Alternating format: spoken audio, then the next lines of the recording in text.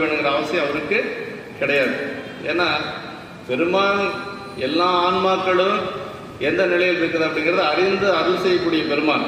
அதனால எதுக்காக வர்றார் அப்படின்னா முதல் சரிதத்திலேயே சொல்லிடுறார். தனியடியார் சரிதத்தில் முதல் சரிதம் திருநீலகண்ட நாயனார் சரிதம். அதிலே சொல்றார், தொண்டரை விளக்கம் காணனர் நன்னறி இதுவாம் என்று ஞானத்தோர் விரும்பிய அன்னறி காட்டு மாட்டால் அரிச்சவ யோகியாக அப்படின்னார். அதே மாதிரி இளையாங்குடி நாயனார் குணத்தில் சொல்றார், பெற்ற மூர்வதும் இன்றியே பேதையாலும் இன்றியே நற்றவத்தவர் வேடமே கொண்டு ஞானம் முயந்திட நன்னினார். எதுக்காக வந்தார்? இந்த உலகம் முய்யும்படியாக வந்தார் அப்படின்னார்.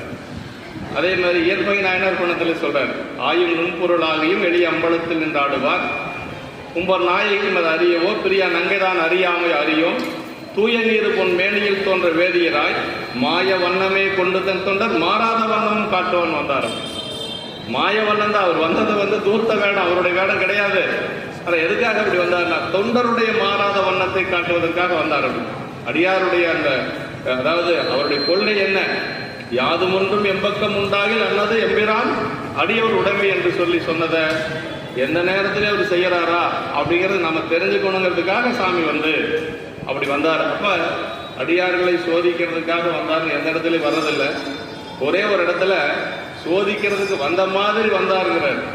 எங்க சொல்றாரு அப்படின்னா மனுநீதி சோழருடைய சரீரத்தில் சொல்றார், தனி பெரும் தர்மம் தானோ தயா இன்றி பணிப்பில் சிந்தையில் உண்மைத்தன்மை சோதித்தால் என்ன அப்படின்னு வராங்க.